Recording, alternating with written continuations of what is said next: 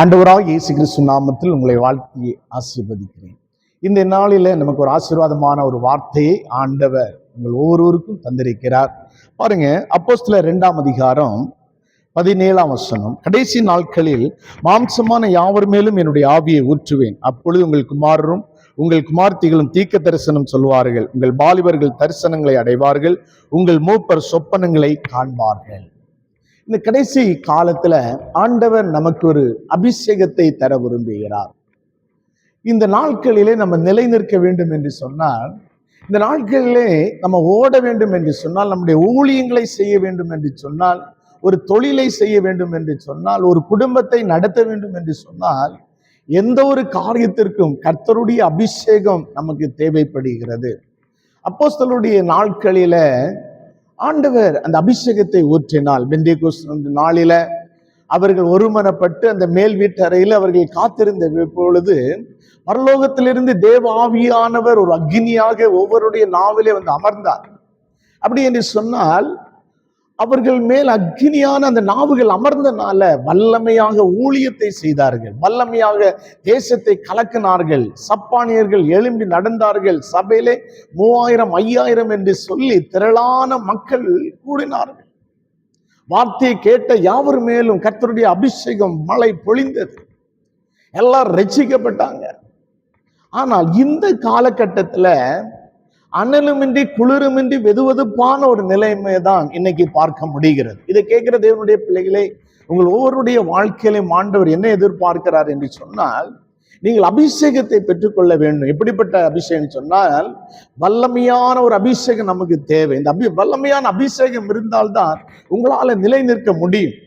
ஏன்னு சொன்னால், சாத்தான் இன்னைக்கு யாரை விழுங்கலாம், யாரை பீறி போடலாம், யாருக்கு விரோதமா ஏதாவது ஒன்று செய்யலாம் என்று சொல்லி அவன் சுற்றி திரிந்து கொண்டே இருக்கிறான். வருகிற போராட்டத்தில் இருந்தும் பிரச்சனைகளில் இருந்தும் உங்களை நீங்கள் பாதுகாக்க வேண்டும் என்று சொன்னால் கர்த்தருடைய அபிஷேகம் உங்கள் எல்லாருக்கும் தேவை. இன்னைக்கு ஒவ்வொரு குடும்பங்களை பார்க்கும் பொழுது அநேக பிரச்சனைகள், எப்பொழுதும் பார்த்தாலும் ஒரு கலகம், எப்பொழுது பார்த்தாலும் நிம்மதி இல்லை, எப்பொழுதும் ஏதோ ஒரு வேதனையில அன்னைக்கு வாழ்ந்து கொண்டிருக்கிறாங்க.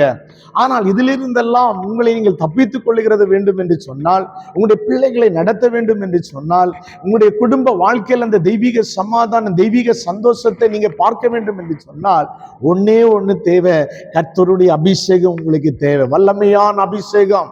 கடைசி நாட்களிலே ஆண்டவர் அந்த அபிஷேகத்தை ஊற்றப் போகிறார். இந்த நாளில நீங்க கேளுங்க, இந்த வார்த்தை மூலம் நீங்க கேளுங்க, ஆண்டவரே எனக்கு அந்த அபிஷேகம் வேணும் ஆண்டவரே. வாலிபர்கள் மேலும், ஊழியக்காரர்கள் மேலும், ஊழியக்காரிகளில் மேலும், வாலிப பிள்ளைகள் மேலும் ஆண்டவர் ஊற்றுகிறார். அவர் சும்மா யாரையும் உட்கார வைக்கிறதே இல்லை. அந்த ஆவி இருந்தால்தான் வருகிற பலவானை நீங்க நிர்மலம் பண்ண முடியும், சாத்தானுடைய அந்த கோட்டையை நிர்மலம் பண்ண முடியும். அப்படி என்று சொன்னால் இன்னைக்கு கேட்டுருங்க, இயேசுவே எனக்கு அந்த அக்னி அபிஷேகத்தை தாருங்க ஆண்டவரே. என் தொழிலில் ஒரு பெரிய முன்னேற்றம் வர வேண்டும் ஆண்டவரே. என் தொழில் அநேக தடைகள் இருக்கிறது, உம்முடைய வல்லம் எனக்கு வேணும் ஆண்டவரே. நான் சாத்தானுடைய எனக்கு விரோதமாக எழும்புகிற எல்லா விதமான மந்திர சூனிய கிரிகைகளை நிர்மலம் பண்ணுகிற அந்த அக்னி எனக்கு தாரும் என்று சொல்லி கேட்கும் பொழுது நிச்சயம் கர்த்தருடைய ஆவியான அந்த அபிஷேகத்தை தருவார். உங்களை சும்மா விடுகிற தேவன் அல்ல, அவருடைய ஆவியை தருகிறார். அவருடைய வல்லமை இருந்தால்தான் வலுசற்பமான கிரிகைகளை நிர்மலம் பண்ண முடியும், பலவானுடைய சக்திகளை நிர்மலம் பண்ண முடியும். அதனால நம்ம கேட்கணும்ப்பா, எனக்கு அந்த அபிஷேகம் வேணும் ஆண்டவரே. கடைசி நாளில இன்னைக்கு அநேகர் விரும்புகிறது ஒன்னே ஒண்ணு, நல்ல பணம் நமக்கு தேவை, நல்ல வசதியா இருக்கணும், அடுத்தவர்களை போல இருக்கணும், பெரிய மாடி வீடு கட்டணும், எல்லாம் அவசியம் தானே, இல்லைன்னு சொல்லவில்லை. உலகத்துல சில காரியம், நன்மையான காரியம் நமக்கு தேவை. ஆனால் இவை எல்லாவற்றை காட்டிலும் தேவனுடைய வல்லமை நமக்கு தேவை, தேவனுடைய அபிஷேகம் நமக்கு தேவை. அந்த அபிஷேக வல்லமை இருந்தால் தேவனுடைய நிறைவுகள் வரும் பொழுது, கர்த்தருடைய ஆசீர்வாதங்கள் வரும் பொழுது நிம்மதியாக உங்க வீட்டுல நீங்க இருக்க முடியும், நிம்மதியாக வீட்டில இருந்து ஜெபிக்க முடியும், நிம்மதியான உங்களுடைய தனிப்பட்ட வாழ்க்கையில அந்த தேவ கிருபைகளை பார்க்கும் பொழுது ஒரு பெரிய சமாதானத்தை நீங்க பார்க்க முடியும். அதனாலே தான் தேவ பிள்ளைகளை ஒன்னே ஒண்ணு நான் சொல்லுகிறேன், நீங்க அபிஷேகத்தை நீங்க பெற்றுக்கொள்ளுங்க. கர்த்தருடைய அபிஷேகம் கடைசி நாட்களில நமக்கு தேவைப்படுகிற, அதுதான் ஆண்டவர் சொன்னார், முதலாவது தேவனுடைய ராஜ்யத்தையும் அவருடைய நீதியும் தேடுங்கள், பின்பு இவைகள் எல்லாம் உங்களுக்கு கூட கொடுக்கப்படும் என்று சொன்னார். அப்போ இன்னைக்கு நம்ம தேட வேண்டியது என்னது, நாம் நாட வேண்டியது என்னது என்று சொன்னால் கர்த்தருடைய அபிஷேகம். அவருடைய ஆவி நமக்கு தேவை. அந்த உற்சாகமான ஒரு ஆவி, அந்த ஞானத்தினுடைய ஆவி. இயேசுவிடத்துல சொன்னார், நீ போகிற இடத்துல புத்திமானா நடந்து கொள்ளு என்று சொன்னார். அந்த தெய்வீக அபிஷேகம் உங்களுக்குள்ளே வரும் பொழுது எல்லா காரியத்திலையும் நீங்க புத்தியோடு நடந்து கொள்வீங்க. அந்த தேவ கிருபை உங்களுக்கு மேல இறங்கும் பொழுது, கர்த்தருடைய பிரசன்னம் உங்கள் மேலே, அந்த ஆவி உங்கள் மேலே இறங்கும் பொழுது, காண்டா மிருகத்திற்கு ஒரு பலன் உங்களுக்கு உண்டாகும். உங்களை யாரும் என்ன மேற்கொள்ள முடியாது. இன்னைக்கு பார்க்கும் பொழுது அநேக தொழில் செய்கிற பிள்ளைங்க ரொம்ப வேதனைப்படுகிறாங்க. ஐயோ, என்னால் எழும்பி நிற்க முடியவில்லை, என் கை கால்கள் ஏதோ கட்டப்பட்டிருக்கிறது, என் சரீரம் ஏதோ ஒரு கட்டுக்குள்ள இருக்கிறது, என்னால் உற்சாகத்தோடு ஓட முடியவில்லை, என் சரீரத்தில் ஏதோ ஒரு பலவீனம் என்னை ஆளுகை செய்து கொண்டிருக்கிறது என்று சொல்லேன். அப்படி என்று சொன்னால் இந்த ஆவிகளில் இருந்து, உங்களுடைய சரீரத்தில் இருந்து, இதுல இருந்தெல்லாம் நாம் விடுதலை நாம் பெற்றுக்கொள்ள வேண்டும் என்று சொன்னால் கடைசி நாட்களில ஊற்றப்பட்டிருக்கிற ஒரு அபிஷேகம் நமக்கு தேவை. ஆண்டவர் இந்த நாளில் அதை ஊற்ற விரும்புகிறார்.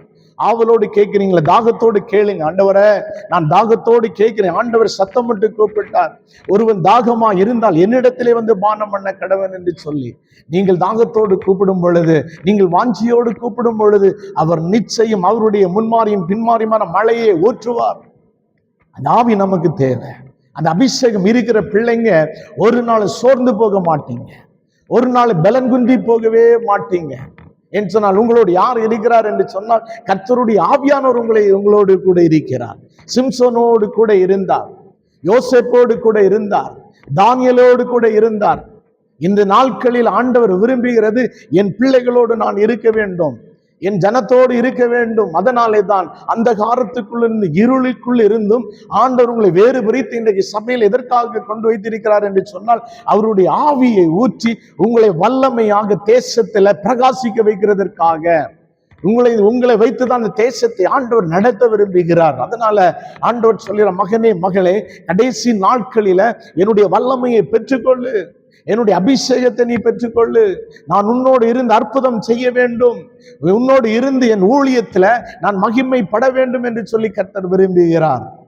பாருங்க, அவருடைய அபிஷேகம் இருக்கும் பொழுது நம்முடைய சபையெல்லாம் எப்படி இருக்கும் என்று சொன்னால் அற்புத அடையாளங்களை நீங்க பார்ப்பீங்க. அநேக முடவர்கள் எழும்பி நடந்து ஓடுகிறதை நீங்க பார்ப்பீங்க. வியாதிஸ்தர்கள் சுகமாகிறதை நீங்க பார்க்க முடியும். அது ஏன் இன்றைக்கு இந்த நாட்களில் இல்லை என்று சொன்னா நம்ம கேட்கறது இல்லை. தாகத்தோடு இருந்தால் நிச்சயம் ஆண்டவர் ஊற்றுவார். கடைசி நாட்களில் இந்த அபிஷேகத்தை ஆண்டவர் ஊற்ற போகிறார். அவர் வாஞ்சோடு கேட்கிறவங்க மேல ஆண்டவர் தருகிறார். அல்லேலூயா. அதை நீங்க இன்னைக்கு நாளில் கேட்பீங்களா? அப்பா இடத்துல கேளுங்க, ஆண்டவரே அந்த அபிஷேகம் எனக்கு வேண்டும், ஆண்டவரே அந்த வல்லமை எனக்கு வேண்டும். அவர் தரப்போகிறார். தாகத்தோடு இருக்கிற பிள்ளைங்க அந்த வல்லமையை கேளுங்க, அந்த அபிஷேகத்தை கேளுங்க. ஆண்டவருடைய ஆவி உங்களோடு இருக்கும் பொழுது நீங்க தான் ஞானமுடையவர்கள், நீங்க தான் அறிவு உடையவர்கள். ஆண்டவருடைய வல்லமையின் அபிஷேகம் உங்களுக்குள்ள இருக்கும் பொழுது நீங்கள் ஒரு வார்த்தையை பேசும் பொழுது நடக்கும். உங்களுடைய வார்த்தையை, உங்களுடைய முக தரிசனத்தை நாடி தேடுகிறதற்காக அநேகர் வருவாங்க. இன்னைக்கு பாருங்க, குறி கேட்க போறாங்க ஜனங்க, பலவிதமான மந்திர சூன்யத்தை நாடி தேடி ஓடி போய் கொண்டிருக்கிறாங்க. இதற்கு காரணம் தேவனுடைய அபிஷேகம் இல்லாதனால். அவருடைய ஆவியின் அபிஷேகம் உங்களுக்குள்ளே இருக்கும் பொழுது தேசமெல்லாம் மாறும், ஜனங்கள் மாறும், தேசம் இருளில் இருந்து வெளிச்சத்தை பார்க்கும். அதனாலே தான் ஆண்டவர் சொல்ல, கடைசி நாட்களில மரண இருளில் இருக்கிற ஜனங்கள் மத்தியில வெளிச்சம் பிரகாசிக்கும். இன்னைக்கு அந்த வெளிச்சம் நம்முடைய சபைகளில, நம்முடைய தேசங்களில தேவன் அதை வெளிப்படுத்த விரும்புகிறார். அது நீங்க கேளுங்க, அப்பாடத்துல கேளுங்க, ஆண்டவரே எனக்கு தாருங்க ஆண்டவரே. அவர் தரப்போகிறார். உங்களை வைத்து தேவன் தேசத்தை கலக்க விரும்புகிறார். ஜெபிப்பீங்களா? நான் உங்களுக்காக ஜெபிக்கிறேன். இந்த வார்த்தையை பிடிச்சு கொண்டு ஜெபிங்க. ஆண்டவரே, இந்த வார்த்தையின் படியே எனக்கு உம்முடைய ஆவி வேண்டும். அவருடைய அபிஷேகம் இல்லாமல் இருந்தால் யாரும் பரலோகம் போக முடியாது, ஒரு மனுஷனும் போக முடியாது. அதனாலதான் ஆண்டவர் சொன்னார், ஒருவன் ஆவியினாலும் ஜலத்தினாலும் புறப்பட்டால் தேவனுடைய ராஜ்யத்தில் வரை பிரவேசிக்க முடியாது. அவருடைய ராஜ்யம் வந்திருக்கிறது, உங்களிடத்துலதான் இருக்கு, உங்க அருகில இருக்கிறது. தாகத்தோடு கேளுங்க, அப்பா அந்த ராஜ்யத்துக்குள்ள நான் வரணும் ஆண்டவரே. உங்களுக்காக ஒரு வீடை கட்டி கொண்டு இருக்கிற, அவன் வரப்போகிற அந்த ராஜ்யத்தை கொண்டு போகிறதற்காக, அந்த வீட்டுக்கு உங்களை கூட்டிக் கொண்டு போகிறதற்காக அந்த அபிஷேகம், அந்த தெய்வீக அபிஷேகம் உங்களுக்குள்ளே வரும் பொழுது, அந்த வல்லமை உங்களுக்குள்ளே வரும் பொழுது அந்த பரலோகம் வரை திறக்கப்படுகிறது. உங்களிடத்திலே வந்து இதோ வாசல் படி நின்று தட்டுகிறேன். ஒருவன் என் சத்தத்தை கேட்டு வாசல் திறந்தால் நான் உள்ளே பிரவேசித்து அவனோடு கூட போச்சனம் பண்ணுவேன் என்று சொல்லி, அருமை தேவ ஜனமே, அருமை தேவ பிள்ளையே, ஆண்டவர் வல்லமையை தர விரும்புகிறார், அபிஷேகத்தை தர விரும்புகிறார். கண்களை மூடுமா, உங்களுக்காக நான் ஜெபிக்கிறேன். பரலோக பிதாவே, துதிக்கிறோம்.